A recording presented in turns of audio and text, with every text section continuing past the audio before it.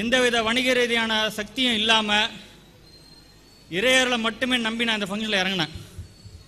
எனக்கு ஆக்சுவலாக நேற்று லீவ் கிடைக்கல. நண்பர்கள் சந்திரன் பார்த்துருப்பீங்க, விஜயன், அவங்க 2 பேரும் அவங்களோட அலுவலக லீவ் போட்டு எனக்கு சப்போர்ட்டுக்கு வந்தாங்க. அதெல்லாம் ஓரளவுக்கு இன்றைக்கி எல்லாம் பண்ண முடிஞ்சுது. அதனால் இதில் குறைகளை யாரும் தயவுசெய்து பெருசுப்படுத்தாமல் ஃபங்க்ஷன் முடிகிற வரைக்கும் இருந்து எல்லாத்தையும் இது பண்ணிவிட்டு எங்களை ஆசீர்வாதம் பண்ணு கேட்டுக்கிறேன். இப்போது சற்று நேரத்தில் கடவுள் வாழ்த்து துவங்குகிறது. அரர் மகாதேவா, வெற்றிவேல் முருகனுக்கு அரோகரா. ஊழியர்கோன் வெப்பொழித்த புகழியர்கோன் கழல் போற்றே. ஆழிமிசை கல்விதப்பில் அணைந்த பிரான் அடி போற்றி.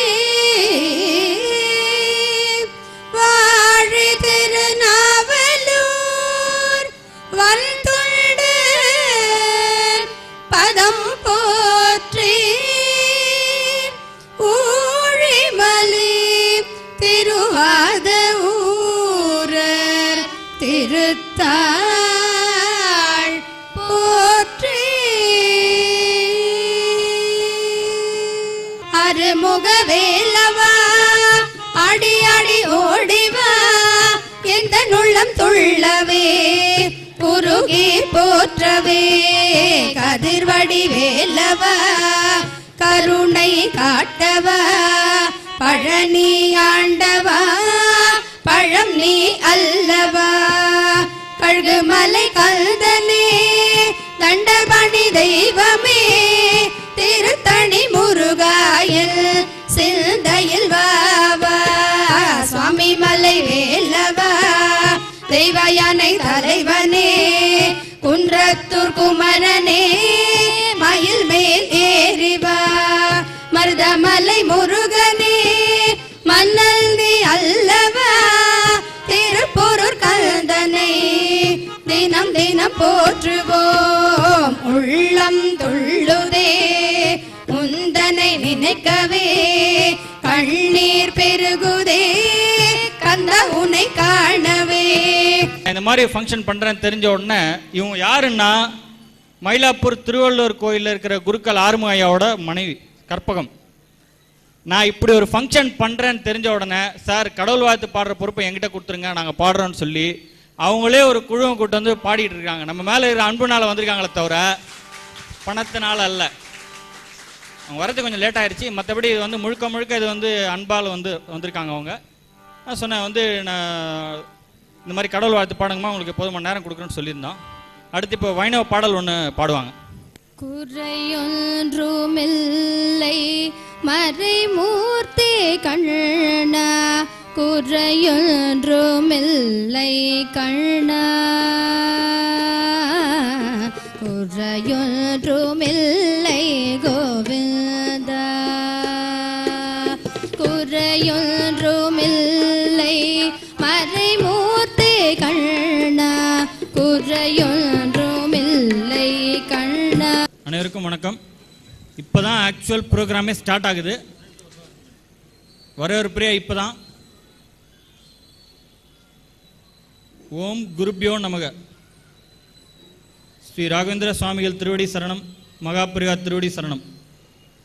குரு பிரம்மா குரு விஷ்ணு குரு தேவோ மகேஸ்வர குரு சாட்சாத் பரபிரம்ம தஸ்மை ஸ்ரீ குரவே நமக. குரு சாட்சாத் பரபிரம்ம, குரு தான் எல்லாமே. இன்னைக்கு வந்து இந்த ஃபங்க்ஷன் இத்தனை நல்லபடியாக நடந்துட்டு இருக்கு.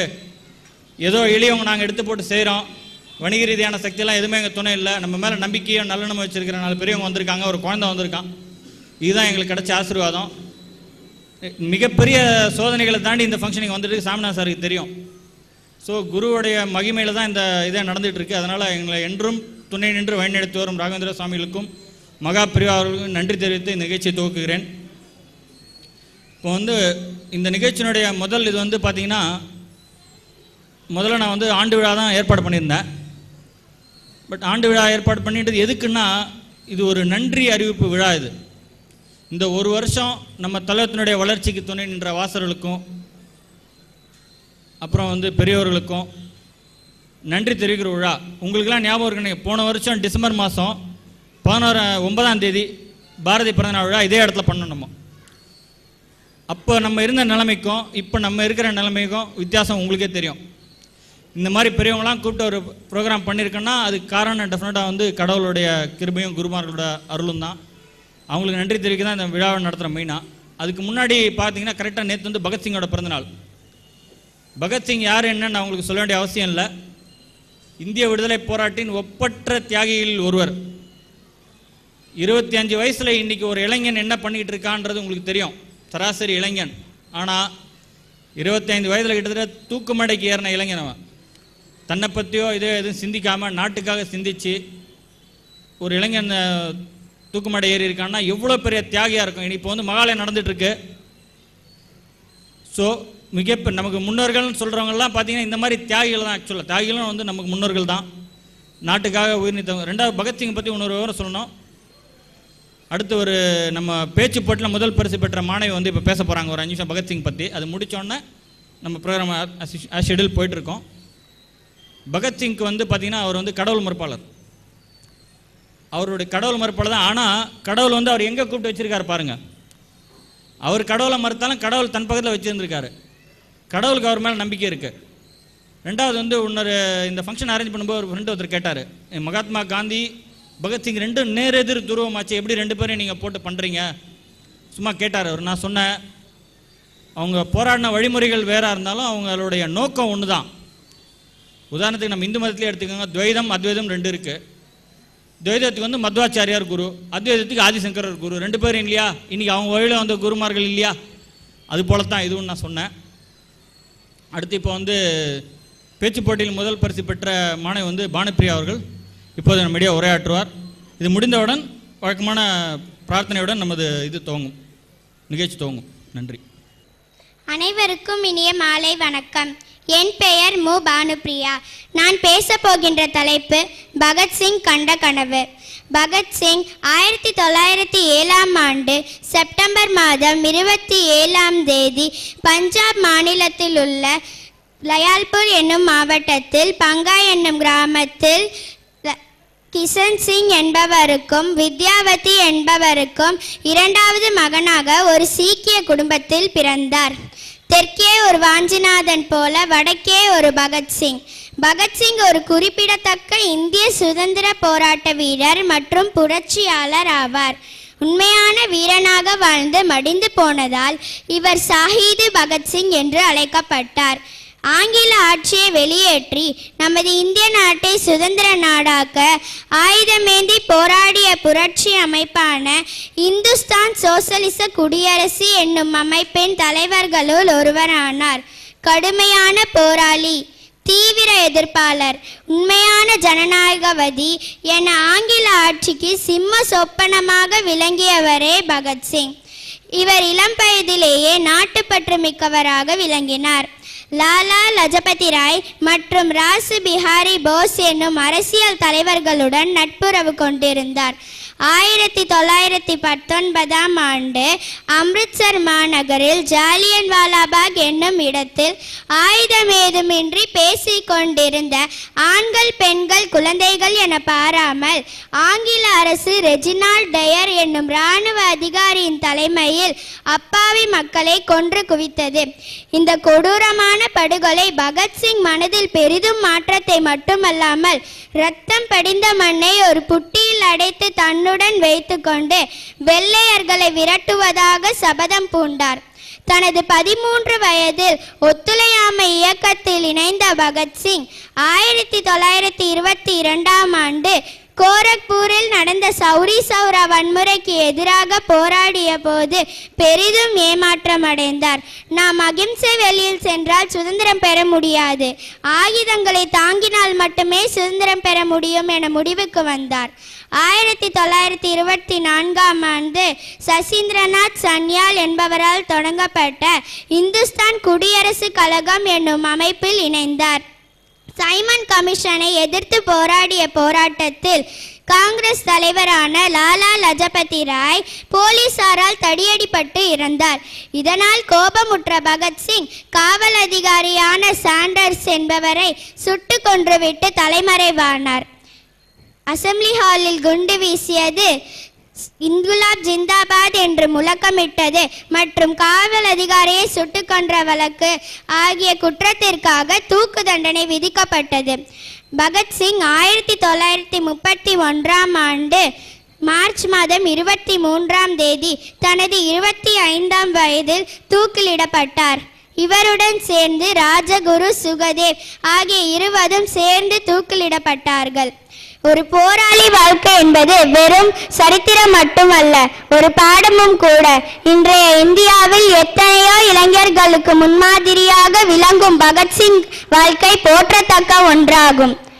இளைஞர்கள் மனதில் சுதந்திர உணர்வுகளை விதைத்திட தனது மரணத்தையே பரிசாக தந்த மாபெரும் போராளி. வாழ்வதன் மூலமாக மட்டுமல்லாமல் இறப்பதன் மூலமாகவும் ஒரு சகாப்தத்தினை உருவாக்க முடியும் என வாழ்ந்து காட்டியவர். தான் வாழ்ந்த வாழ்க்கை குறுகிய காலமாக இருந்தாலும் 100 ஆண்டுகளை கடந்து சுமர்ந்து நிற்கும். பகத்சிங் கண்ட கனவு நமது இந்தியாவை சோசலிச இந்தியாவாக உருவாக்குவது. அதனை நிறைவேற்றுவது நம் அனைவரின் கடமையாகும். ஜெய்ஹிந்த். நன்றி. ஆக்சுவலாக இவங்களுக்கு வந்து பாரதி கண்ட புதுமைப்புன்னு விருது கொடுத்துருக்கணும். நம்ம பாரதி விழாவில் அதை கொடுத்துடலாம். ரொம்ப அழகாக பேசியிருக்காங்க. பொதுவாக நிறைய மேடைகள் அனுபவம் வந்த பிறகு தான் அந்த மேடை கூச்சம் போகும் எல்லாருக்குமே. இன்றைக்கி எங்கள் எல்லாருக்குமே தெரியும் ஆரம்ப காலத்தில் எப்படி இது பண்ணிக்கிறேன். அப்படி இருக்கிறப்போ ஒரு 6ஆம் வகுப்பு படிக்கும் மாணவி வந்து இந்த மாதிரி சிறப்பாக பேசியிருக்காங்கிறது ரொம்ப சந்தோஷமான ஒரு விஷயம். நீங்கள் பகத்சிங் பற்றி இன்னொரு விஷயம் சொல்லணும்னு நினச்சேன்.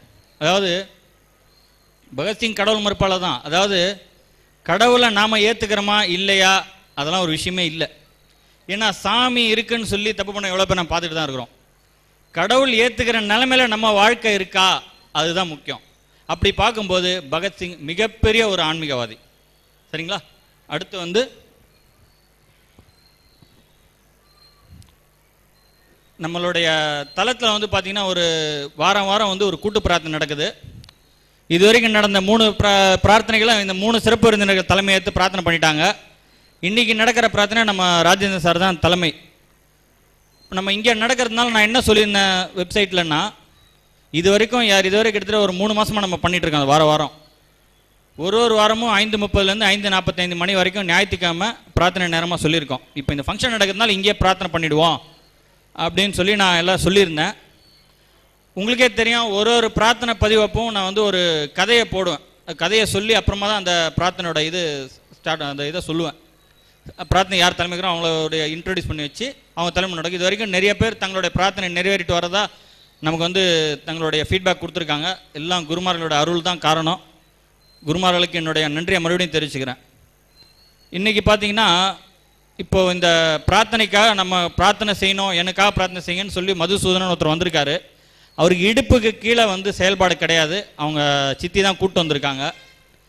நான் கோரிக்கையை சொல்கிறேன், பெரியவங்களாம் வந்திருக்காங்க, எனக்காக பிரார்த்தனை பண்ண சொல்லியிருக்கேன். இன்றைக்கி சிறப்பு பிரார்த்தனை அவருக்காக நடக்கும். அதுக்கு முன்னாடி வந்து ஒரு பிரார்த்தனை பற்றிய என்னுடைய அனுபவத்தை ஒன்று சொல்கிறேன். நான் எப்பவும் பிரார்த்தனை கதை சொல்லுவேன் இல்லையா, அதுக்கு பதிலாக என்னுடைய அனுபவம். இதிலிருந்தே நீங்கள் வந்து கடவுளுடைய அந்த மகிமையை வந்து நீங்கள் தெரிஞ்சுக்கலாம். 2011 ஜூலை 10 திருப்பதி போயிருந்தேன். ரொம்ப நாள் கழிச்சு திருப்பதி போயிருந்தேன் ஃபேமிலியோட. 5 மணி நேரம் வந்து அந்த க்யூவில் நின்று அப்புறமா தான் நான் வந்து பெருமாளை தரிசனம் பண்ணுற பாக்கியம் கிடச்சிது. 5 மணி நேரம் கழிச்சு தரிசனம் பண்ணும்போது பெருமாளை நேரில் பார்க்குற மாதிரி ஒரு சந்தோஷம். திருப்பதியில் ஒரு ஸ்பெஷாலிட்டி அதுதான். நீங்கள் அவ்வளோ நேரம் க்யூவில் நின்று போயிட்டு கடைசியாக ஒரு சில வினாடிகள் நீங்கள் தரிசனம் பண்ணாலும் அப்படியே ஏதோ நேரில் பார்க்குற மாதிரி இருக்கும். அவர் அந்த சந்தோஷத்துக்கு ஈடு என்ன எதுவுமே கிடையாது. அதுக்காக தான் நிறைய பேர் அவ்வளோ கூட்டம் தாண்டி மறுபடியும் போயிட்டு இருக்காங்க. நான் வந்து திருப்பதி போயிட்டு ரிட்டர்ன் மெட்ராஸ் வந்த பிறகு திருப்பதி போயிட்டு திருப்பம் வரும்னு சொல்லுவாங்க. ஆனால் ரொம்ப கனவுகளோடு நான் வந்து சென்னை வந்தேன்.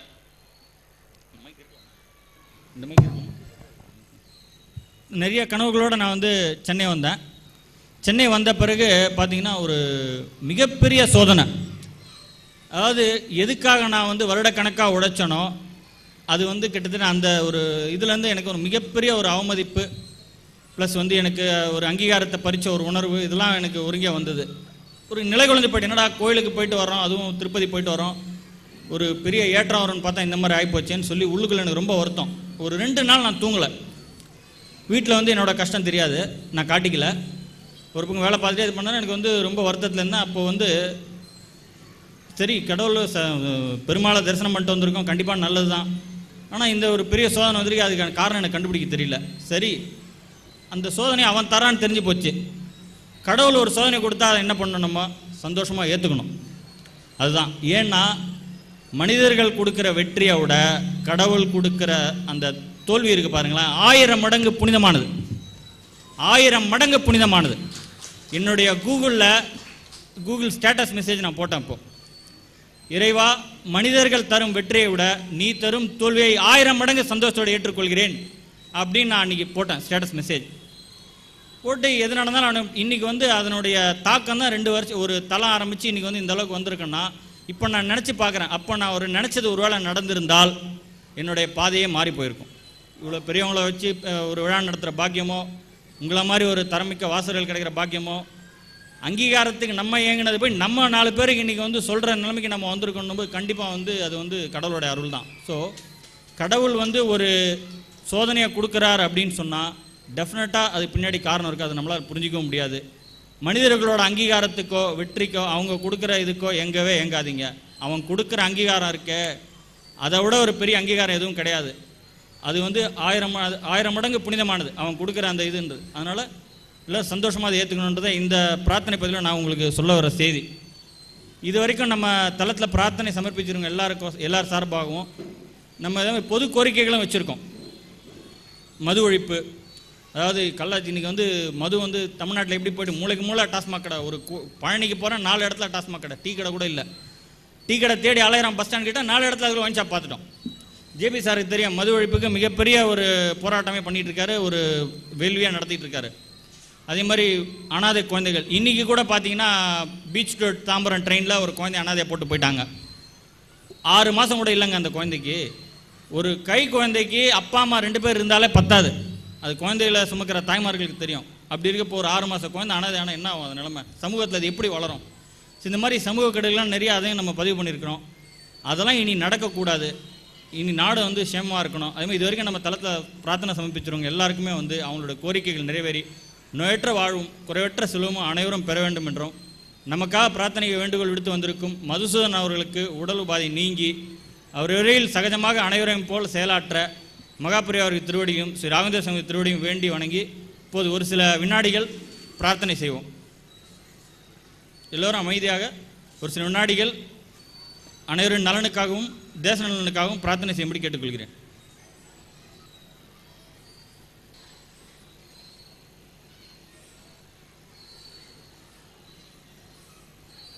நன்றி. அடுத்து இப்பொழுது நம்ம நிகழ்ச்சியின் கதாநாயகன் சபரி வெங்கட் அவர்கள் நம்மிடையே இப்போது உரையாற்றுவார். அவர் உரையாற்ற தலைப்பு வந்து சொல்லியிருக்கோம், பிள்ளையார் பெருமை அண்ட் சுவாமி விவேகானந்தர் ஒரு கலைஞர் விளக்கம் என்ற தலைப்பில் சபரி வெங்கட் இப்போது நம்மிடையே உரையாற்றுவார். இதுக்காக தான் இந்த ப்ரோக்ராமே நான் அரேஞ்ச் பண்ணேன். இந்த குழந்தைய நீங்கள் பார்க்கணும், நாங்க பேசுறதெல்லாம் ஒண்ணுமே இல்ல. ஒரு நாளைக்கு 1000 விவேகானந்தர்